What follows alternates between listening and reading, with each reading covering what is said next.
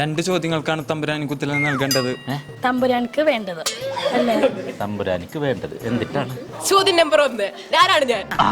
അറിയില്ലല്ലേ? ബുദ്ധനും ശങ്കരനും അവരും തേടിയത് ഇതേ ചോദ്യം. ഒരു കിർക്കൻ സ്വപ്നത്തിന്റെ യാത്രയിൽ തോന്നിയ ഒരു മോഹം. ഞാൻ എന്തായാലും കോലത്തേക്ക് വരും തമ്പുരാൻ.